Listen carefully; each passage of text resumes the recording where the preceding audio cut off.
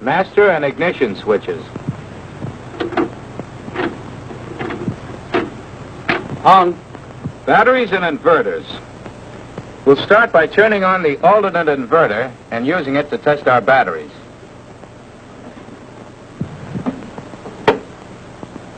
The inverters change direct current to the alternating current the engine instruments need.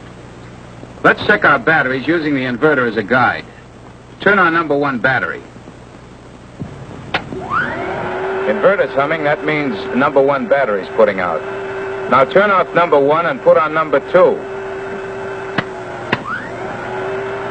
Number 2's okay. Now try number 3 alone. Okay. Turn all 3 on now and check the voltmeter on the instrument panel. What does it say the inverter's putting out? 26 volts. Check. Now try the inverter on normal. Voltage? 26 volts. Right in the button.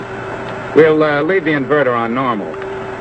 You'll notice that Mullins is keeping an eye on the inverters, moving the instrument flying curtain away from the inverter so it can get some air.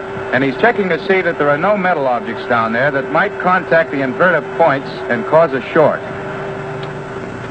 Another important point. Whenever possible, we use an external source of electrical power to start the engines. To save the batteries? Right. Reach out the window and give the mechanic this. A right to the jaw? That's a hand signal to connect external power. In this case, it's that portable generator you saw out there.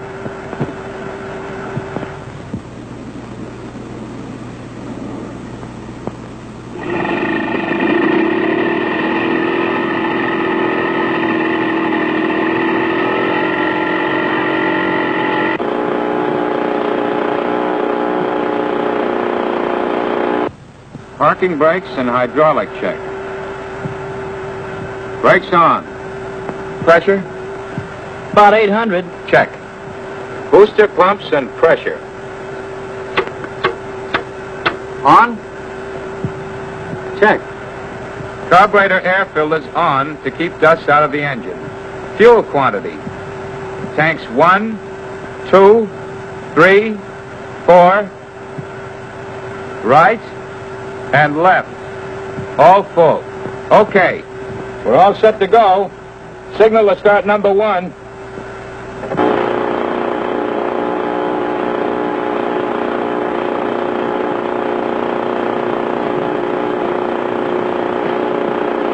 I got the okay, but I couldn't see the guy with the fire extinguisher. He's in back of the engine.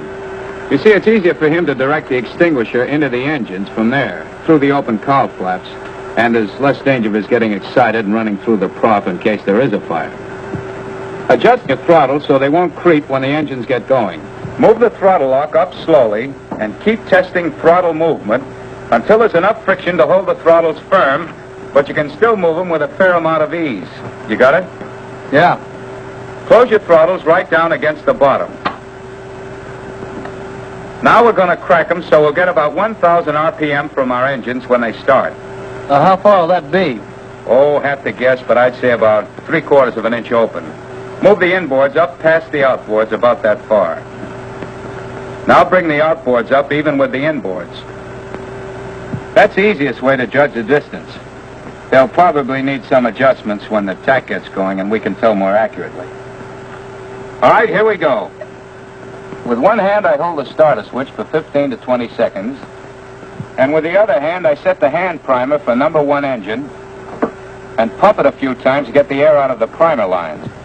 Unlock your mixture control and be ready to pull number 1 mixture control back as soon as the engine fires. With this newer type starter, you'll hold the starter switch on while you're meshing it. Okay.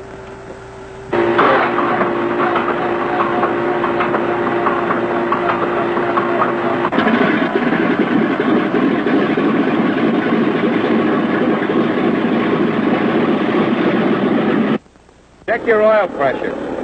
If it doesn't rise in 30 seconds, the engine has to be shut down and the trouble investigated. All right? Check your RPM.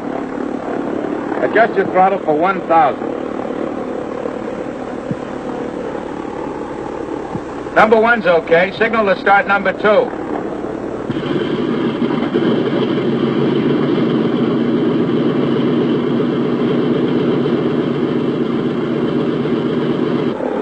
before we start number 2 engine, set your vacuum selector switch there to left. We want the vacuum pump to start delivering just as soon as number 2 engine starts, so we can see whether the pump is working okay, and also to see whether the flight indicator is functioning properly. The horizon should snap into position firmly and quickly just as soon as the number 2 engine starts. All right, let's start her. From here on, it's just like number 1.